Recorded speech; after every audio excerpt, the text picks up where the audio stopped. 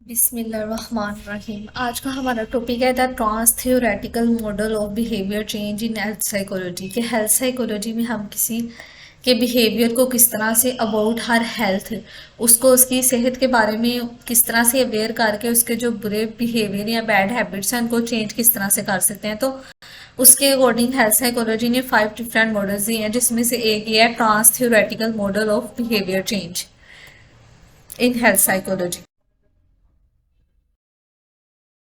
इस मॉडल के अकॉर्डिंग वो ये कहते थे कि कोई भी बुरी आदत है ना, उसको हम एकदम से ख़त्म नहीं करवा सकते। कोई भी बुरी आदत है उसको ख़त्म करने वक्त के लिए इंसान बहुत सी स्टेजेस से गुजरता है ताकि वो अपने उस अनहेल्दी बिहेवियर को हेल्दी बिहेवियर में चेंज कर सके। तो कुछ इस तरह की स्टेजेस ऑफ चेंज जिनमें वो इंसान अपनी उस आदत को आहिस्ता आहिस्ता बदलने की कोशिश करता है। जेओ प्रोचास्का और उसके कुछ एसोसिएट ने मिलकर इस पे काम किया, ट्रांस मीन चेंज। तो एक ऐसा मॉडल बनाया जिसे transtheoretical model of behaviour change का नाम दिया गया, जिसमें वो बिहेवियर चेंज करवाता था पार्टिसिपेंट्स के। इस मॉडल में इसने एनालाइज किए कुछ स्टेजेस और प्रोसेसेस, जिन स्टेजेस से और प्रोसेसेस से गुजरकर इंसान जो है अपने रवैये में तब्दीली लाता है। और उसके लिए उसने कुछ ट्रीटमेंट्स यानी कि उसके लिए कुछ इलाज या एहतियाती तदाबीर वगैरह उसने हर स्टेज पर सजेस्ट की हुई हैं। ओरिजिनली ये मॉडल किस लिए डेवलप किया गया था? एडिक्टिव डिसऑर्डर्स के लिए, जैसे कि स्मोकिंग की एडिक्शन होती है लोगों को, ड्रग की एडिक्शन होती है, अल्कोहल की एडिक्शन होती है। अब लेकिन ये जो मॉडल है इसको बहुत ब्रॉड रेंज पर जाकर अप्लाई किया जाने लग गया है। जैसे कि हेल्थ हैबिट्स में भी अब हम इस मॉडल को यूज़ करके किसी के हैबिट्स जो है उसको चेंज करवा सकते हैं, such as exercising, sun protection behaviours. यानी कि सिंपल अगर हम उसको, अगर वो हार्ट का पेशेंट है या कोई कैंसरियस का पेशेंट है, उसको भी हम हेल्दी बिहेवियर्स की तरफ लेकर आ सकते हैं। बिकॉज वो लोग बहुत ज़्यादा स्ट्रेस भी लेते हैं अपनी बीमारी की वजह से, या और भी उनके अंदर बहुत अनहेल्दी हैबिट्स आ जाते हैं। मोस्टली लाइक वो ड्रग एडिक्शन की तरफ चले जाते हैं अपने स्ट्रेस को रिड्यूस करने के लिए। तो वो चीज़ें हमने इसमें काम करवाने के लिए भी ट्रांस थ्योरेटिकल मॉडल जो है इसको यूज़ कर सकते हैं। ट्रांस थ्योरेटिकल मॉडल की जो स्टेजेस जेओ प्रोचास्का ने कुछ बताई हैं, उसमें सबसे पहली स्टेज आती है pre contemplation stage. Pre contemplation stage क्या होती है? जिसमें इंसान को खुद ही नहीं पता होता कि वो अपने बिहेवियर को किस तरह से चेंज करे। ठीक है, उसकी कोई इंटेंशन नहीं होती कि वो अपने बिहेवियर को बदलेगा, अपने रवैये को तब्दील करेगा या नहीं। बहुत से लोग इस स्टेज पर इस तरह होते हैं कि उनको खुद ही नहीं पता होता कि उनके साथ मसला गया है। इवन कि उनके फैमिली फ्रेंड्स जो उनके नेबर्स होते हैं और जो उनके साथ काम कर रहे होते हैं उनको भी नहीं पता होता कि उसका रवैया कैसा है। ठीक है, वो भी नहीं उसको बता रहे होते कि आप उसके रवैये में क्या खराबी है। फॉर एग्जाम्पल एक ड्रिंकर है जो, उसकी वजह से उसकी फैमिली को भी बहुत ज़्यादा मुश्किलात का सामना करना पड़ रहा होता है समटाइम। तो जो प्री कंटेम्पलेटिव फेज जो सबसे पहले फेज होती है, इसमें लोग ट्रीटमेंट की तरफ आते ही नहीं है। बिकॉज उनकी कोई इंटेंशन ही नहीं होती कि ये हमारा बिहेवियर जो है वो अनहेल्दी है, इससे हमें कोई हमारी सेहत को नुकसान पहुंच रहा है, इसके लिए हमें ट्रीटमेंट लेना चाहिए। ये सिर्फ उस सूरत में ट्रीटमेंट के लिए आते हैं जब इनको कोई दूसरा बंदा प्रेशराइज करता है, इनकी फैमिली में से या इनकी फ्रेंड्स में से या नेबर्स में से। नॉट सरप्राइजिंगली उसने कहा कि ये कोई सरप्राइजिंग बात नहीं है हमारे लिए कि ऐसे लोग जो हैं वो दोबारा से अपने उन्हीं ओल्ड बिहेवियर्स की तरफ रिवर्ट हो जाते हैं। यानी कि जैसे कि हमें कुछ अरसे के लिए रिलैप्स आता है लेकिन उसके बाद दोबारा हम उन्हीं रवैयों में चले जाते हैं। अगर हमें कोई प्रेशराइज करता ना रहे और हमें कोई रोकता टोकता ना रहे तो हम क्या, जिसकी वजह से जो इंटरवेंशन है ना, पुअर टारगेट्स, यानी कि इंटरवेंशन का टारगेट क्या होता है कि एम क्या होता है कि हमने उसको रिकवर करवाना है। तो अगर वो दोबारा अपने ओल्ड बिहेवियर की तरफ रिवर्ट हो जाते हैं, जो हमारी इंटरवेंशन होती है उसका कोई फ़ायदा नहीं होता है। ये हमारी जो थेरेपी होती है, जो ट्रीटमेंट हम उसको दे रहे होते हैं उसके बिहेवियर को चेंज करवाने के लिए। सेकेंड स्टेज होती है कॉन्टेम्पलेशन स्टेज। कॉन्टेम्पलेशन स्टेज क्या होती है? इसमें वो पर्सन अवेयर होता है, उसको पता भी होता है कि मैं, ये मेरे साथ ये मसला है। जैसे कि वो ड्रिंकिंग कर रहा है, उसको पता है कि इसके क्या नुकसान आते हैं या जो भी है, लेकिन वो इस बारे में नहीं सोच रहा कि मुझे इसके खिलाफ एक्शन लेना चाहिए या मुझे क्या करना चाहिए, अपने इस बिहेवियर को बदलना चाहिए। जो बहुत से लोग हैं ना वो हमेशा के लिए कॉन्टेम्पलेशन स्टेज में ही रह जाते हैं। प्री कॉन्टेम्पलेशन में तो वो अवेयर ही नहीं ना होते, उनकी इंटेंशन ही नहीं होती कि ये मेरा अनहेल्दी बिहेवियर है, इससे मेरी हेल्थ पे क्या इफेक्ट आ रहा है। लेकिन कॉन्टेम्पलेशन स्टेज वो होती है कि जब वो अवेयर भी हो जाता है कि मेरी ये, मैं ये गलत काम कर रहा हूँ, मैं अल्कोहल यूज़ कर रहा हूँ, ये मेरी हेल्थ के लिए ठीक नहीं है, लेकिन फिर भी वो उसके बारे में कोई एक्शन नहीं ले रहा, मतलब कि अपने ट्रीटमेंट की तरफ नहीं जा रहा।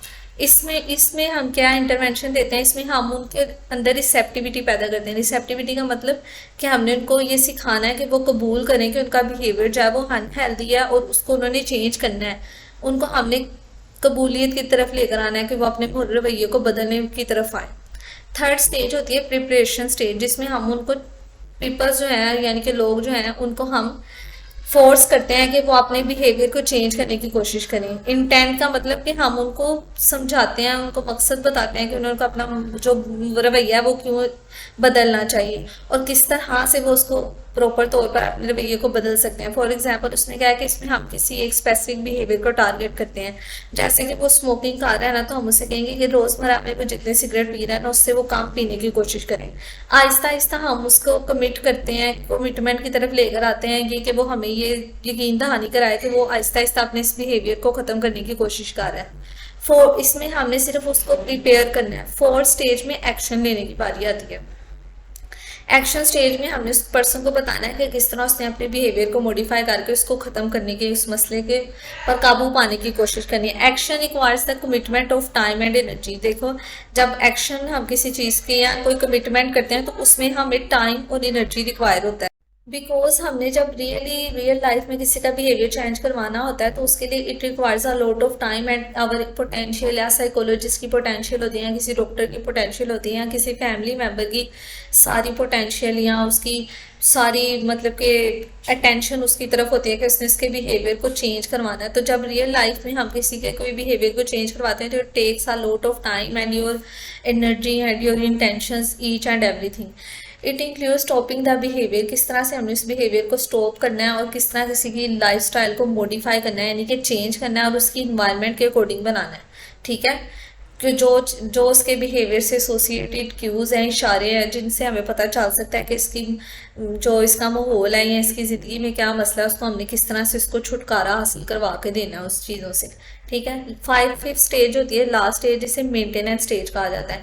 मेंटेनेंस स्टेज में क्या करना है कि हमने, क्योंकि ऐसा होता है हमारी दुनिया में कि जैसे अगर हम डिप्रेशन का कोई पेशेंट है, स्ट्रेस का कोई भी पेशेंट के साथ हम डील कर रहे होते हैं तो वो आफ्टर सम टाइम वो रिलैप्स के हो जाता है, यानी कि दोबारा फिर उसी फेज में चला जाता है। वो इसलिए बिकॉज हमारी सोसाइटी उनको एक्सेप्ट नहीं करती।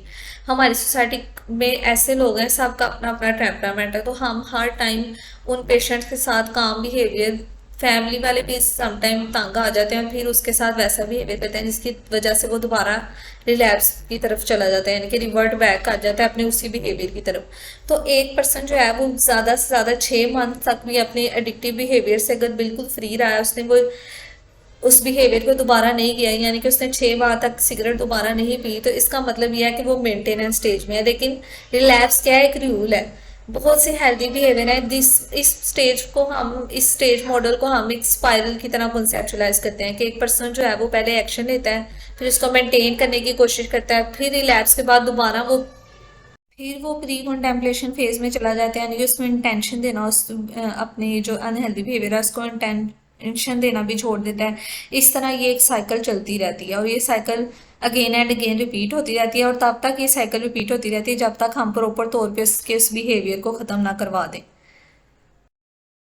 यहाँ पर एक आपको स्पाइरल मॉडल ऑफ चेंज नज़र आ रहा है, जिसमें वो स्टेजेस उसने बताई हैं कि किस किस तरह से प्री कॉन्टेम्पलेशन से वो कॉन्टेम्पलेशन स्टेज में जाता है, कि पहले इंटेंशन ही होती, फिर वो अवेयर होता है कॉन्टेम्पलेशन स्टेज में, फिर वो खुद को प्रिपेयर करता है, फिर वो एक्शन लेता है, फिर दोबारा वो प्री कॉन्टेम्पलेशन फेज में चला जाता है, फिर हम उसके बिहेवियर को आहिस्ता आहिस्ता मेंटेन करवाने की कोशिश करते हैं। और ये एक स्पाइरल मॉडल यानी कि साइकिल बार बार रिपीट होती रहती है तब तक जब तक वो बिहेवियर हमेशा के लिए टर्मिनेट या एलिमिनेट या ख़त्म नहीं हो जाता।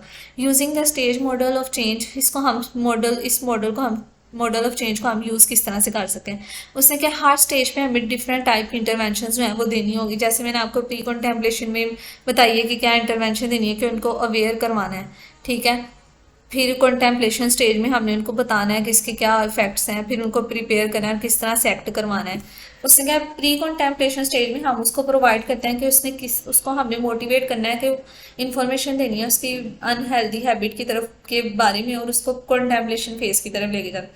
कॉन्टेम्पलेशन से हम उसको प्रिपरेशन फेज में लेके जाते हैं और उसके बाद अप्रोप्रिएट इंटरवेंशंस इंट्रोड्यूस करवाते हैं या उसके उसको इंड्यूस करवाते हैं उसके सेशन में, ताकि हम उसको बता सकें कि किस तरह से वो अपनी इस बुरी बीमारी या स्ट्रेस के बारे में, या फिर कोई स्मोकिंग है या जो भी बिहेवियर है, डिप्रेशन है, उसके बारे में किस तरह से वो सोच सकता है और किस तरह से उनको ख़त्म कर सकते हैं या चेंज कर सकते हैं।